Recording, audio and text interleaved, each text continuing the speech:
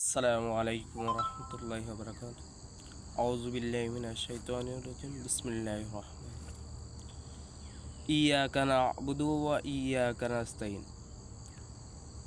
সাদাকাল্লাহুল আলিয়্যুল আযীম। আল্লাহ তাআলার প্রথম গ্রন্থ, সর্বশ্রেষ্ঠ গ্রন্থ, যেটি আমাদের নবী হযরত মুহাম্মদ সাল্লাল্লাহু আলাইহি সাল্লামের উপর নাজিল করেছেন, আসমানি কিতাব, যার নাম হলো আল কুরআন। তার মধ্য থেকে সর্বপ্রথম যে সূরাটি আছে, সূরাতুল ফাতিহা। অনেকগুলো এই সূরার নাম আছে। অনেকেই বলে এই সূরার নাম উম্মুল কুরআন, কুরআনের মা। এই সূরার ৩য় নম্বর আয়াত আমি পাঠ করে ৪র্থ নম্বর আয়াত আমি পাঠ করেছি।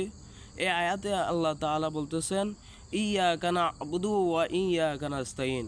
আমরা বলতেছি, ইয়া আল্লাহ, আমরা শুধু তোমারই ইবাদত করি এবং তোমারই কাছে চাই। কেন আমরা তোমার কাছে চাব না? এটা এখন দেখেন, গতকালকে যেই প্রাকৃতিক দুর্যোগটা হয়েছে, আমরা যদি আল্লাহ তাআলার কাছে ঠিক মতো তার সালাত, নিয়মকানুন, আদেশ নিষেধ মেনে চলতাম এবং আল্লাহ তাআলাকে আমরা স্মরণ করতাম, অবশ্যই আল্লাহ তাআলা আমাদেরকে এত ধৈর্যের পরীক্ষা দিতেন না।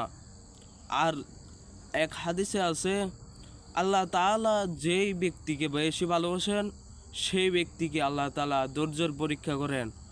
তবে এমন পরীক্ষা যেন আমাদেরকে আল্লাহ তাআলা না দেন যে পরীক্ষার মধ্যে আমরা উত্তীর্ণ না হতে পারি, যেই পরীক্ষার সম্মুখীন হয়ে আমরা জাহান্নামে চলে যেতে পারি। এই জন্য আসুন ভাইরা আমার, সব সময় আল্লাহ তাআলাকে আমরা স্মরণ করি, আল্লাহ তাআলাকে স্মরণ করি। আল্লাহ তাআলাকে স্মরণ না করে যদি আমরা মৃত্যুবরণ করি, আমাদের পরকালে জাহান্নাম ছাড়া আর কোনো গতি নাই।